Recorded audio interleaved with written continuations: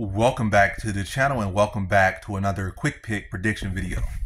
In this video, I'll be predicting the lightweight bout in PFL between Burnell versus Michael Dufort.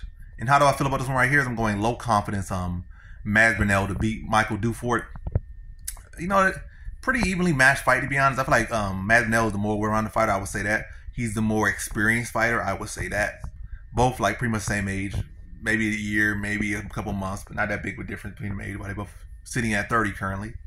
Both very talented guys. Both had their ups and downs, but you know, seemed like, well, I would say more so Dufort's really coming to his own. I feel like Burnell kind of came to his own kind of around Bellator maybe a year or two, maybe 3 years ago, maybe I would say about 2 years ago. You start to see, oh, this guy really starting to turn the page. But and also right now he got him back to a winning streak, so that's a good thing for him. But both on winning streaks. I would say Dufort looks him like the stronger grappler, more advantageous grappler, more, I guess, savvy right now as far as getting submissions and getting people out of there. And Burnell does have like 2 losses, so it's a lot of concerns here. You know, Dufort's side, he has gotten 2 wins over UFC. Well, I'm gonna say the Ultimate Fighter standouts, because they weren't standouts in the UFC. They were supposed to be standouts. Giannotti was supposed to go on and have some success in the UFC, fizzled out.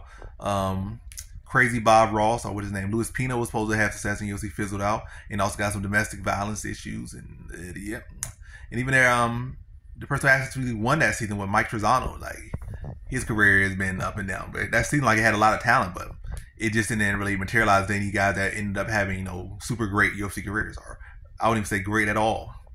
Just have subpar UFC careers, to be honest. That's just the honesty of it. But he picked 2 wins over them and submitted both of them. Trezano and not Trezano, Luis Pina and Giannotti, both guys that didn't win this season. Yeah, because Trezano's I think still in the UFC, so he beat 2 guys that fought on that same season, lost on that same season. They both lost to Trezano.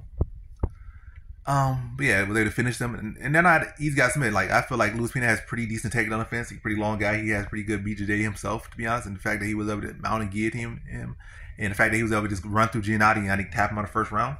Some concerns there, but I feel like Burnell is pretty sharp in the grab department. Again, he's been fighting some high-level guys, been beating some high-level guys, coming up short against some high-level guys.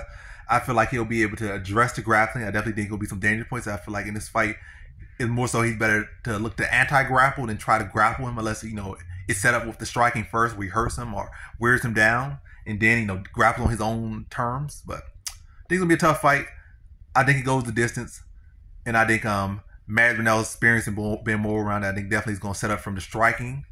And I think that's going to allow him to wear him down with the fight and then start to have his own grappling success. But I do think it's a very close competitive fight. And I definitely think Dufort will be very dangerous early. But ultimately, I see Burnell being able to be the more well-rounded fighter and, again, dictate the grappling on his own terms, being set up from his striking. I think he beats him by decision. So in this one, I got Burnell via decision.